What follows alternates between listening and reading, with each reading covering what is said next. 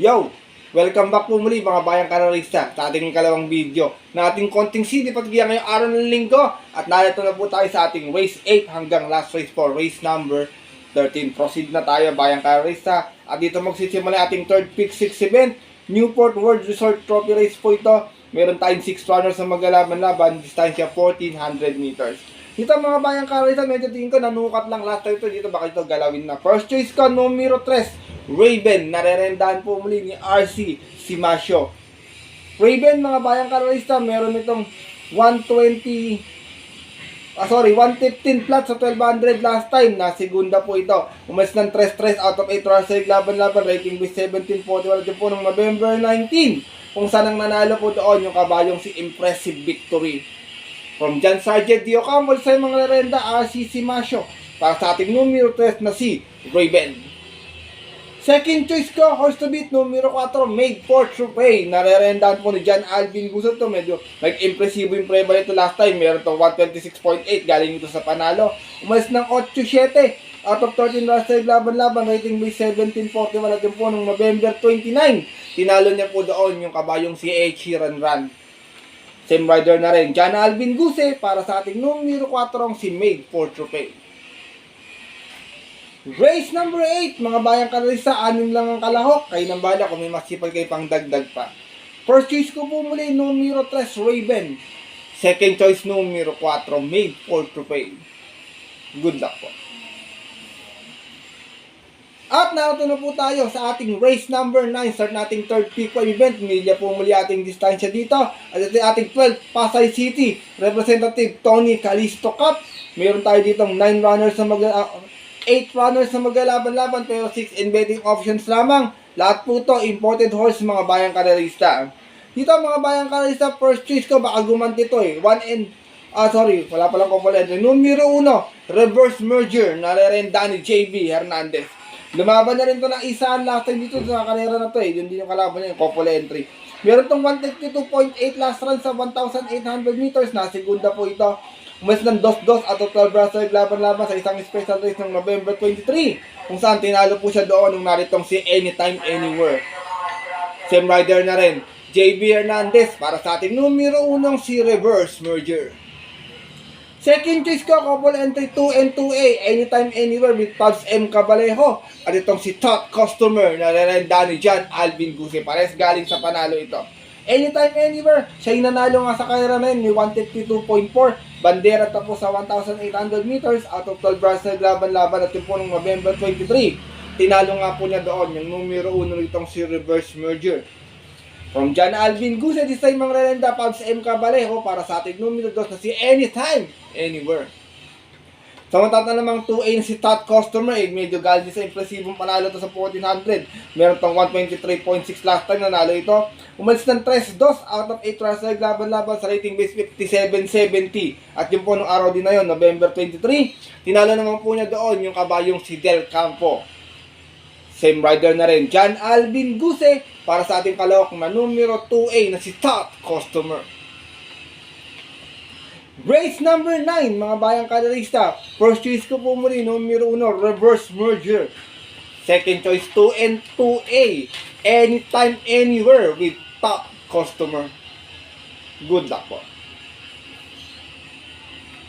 At dako na po tayo dito sa ating race number 10. Start na ating kaisa-isang pick for event. At isa naman itong San Miguel Corporation Trophy Race. Meron tayo 8 runners na maglalaban-laban. Dito mga bayang karito, sosolohin ko na lang to. Ang gandang tiyatakbo nito ngayon. Mga tingin ko, nag-uumento yung kabayo. Numero 2, Elistar. Narerendahan po ni Boji Henson. Bagamat nilang tatakbo dito sa Malbar, tingin ko, napakaganda ng preba eh. Nanalo itong dalawang sunod sa PJC. At yung latest niya, meron itong 123.6. Bandera tapos. Out of 8 runs laban-laban. Rating by 5770. At yun po, nung November 30, tinalo niya po doon yung kabayong si Del Campo. Same rider pa rin, Conrad Boji Henson, para sa ating numero 2 na si Elistar.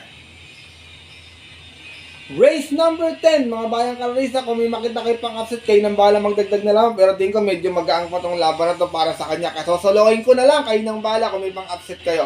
Numero 2, Elistar. Good luck po.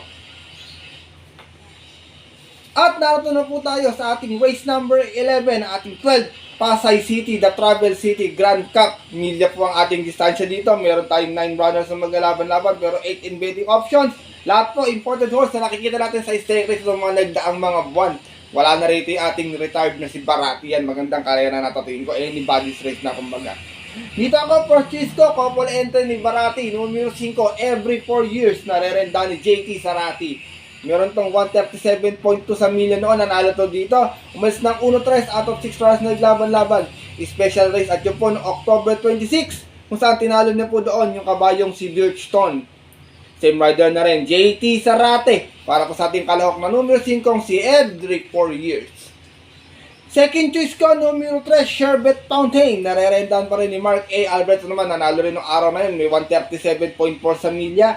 Bandiran tapos. Out of 6 rounds na naglaban-laban. At yun nga po na October 26, race 1. Tinalo naman po niya doon yung kabayong si Romantic Story. Same rider na rin, Mark A. Alvarez. Para sa ating numero 3 na si Sherbet Fountain.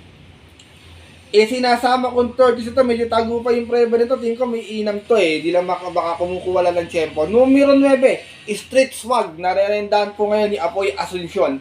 Meron tong 137.8 sa milya noon. Nasigunda naman to.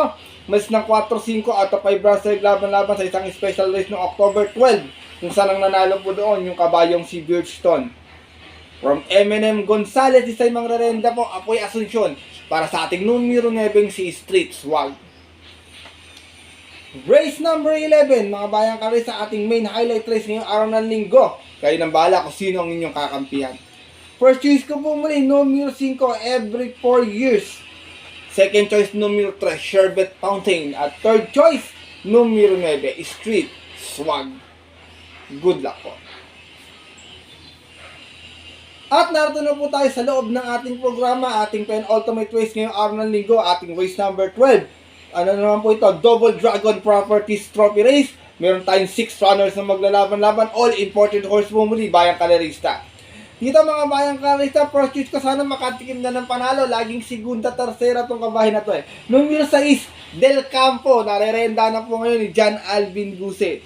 Meron tong 124.2. Last time sa PJC, nasigunda ito. Mas na 4-5. Out of 8 rounds laban-laban, rating base 57-70 at yun po, nung November 30, kung saan ang nanalo po doon, yung nag-uumentong kabayong si Ellie Star. Same rider, from Ken Malapira, this time ang rarenda, John Alvin Guse, El Supremo. Para sa ating numbers ay isa si Del Campo, baka si Alvin lang inaantay nitong kabayan natin. Second choice ko ito, nakita ko ng potential later ito, maganda din ako ito, magaling lang kinakalaban talaga. Numero 2, River Rose, narerendahan po ni Pabs M. Cabalejo. Segunda to last time sa 1400, meron tong 124 flat, umalis ng size 5 out of 9 rounds laban-laban, rating base 42-56 at yun po ng November 23, kung saan nakakalaban niya po doon yung stake race campaigner na si Charles the Castle. Same rider na rin, Pabs M. Cabalejo, para sa ating numero 2 na si River Rose.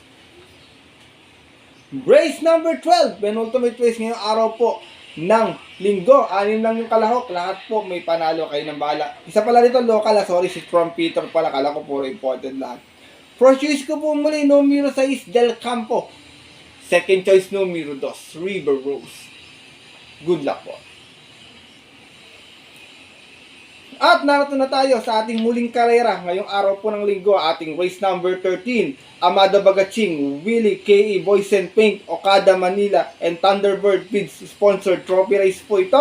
Meron tayo ditong 11 runners na maglalaban-laban, mga bayang karay sa ating distansya, 1400 meters. Dito mga bayang karay sa first choice ko, galing sa panalo, numero 1, Jubilum, narerendahan pa rin po ni Albert Serios. Meron tong 125.8 last run, nanalo ito last race, umalis ng 3-3 out of 11 rounds sa laban-laban. Rating based 42-56 at yun po nung November 29. Tinalo niya po doon yung kabayong si Top of the Line.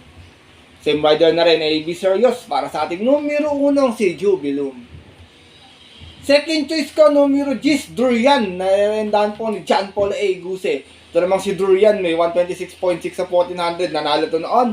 Banderan tapos, 1-1 out of 8 rounds laban-laban.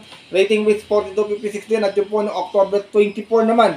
Tinalo niya po doon yung kabayong si Arrogante. Same rider pa rin, John Paul A. Guse, para sa ating numero 10 na si Durian. Sinasama kong third choice, nagbabalik pista, Great Galloper, numero 6, Wolfgang, narerendahan po ni John Sargent de Ocampo.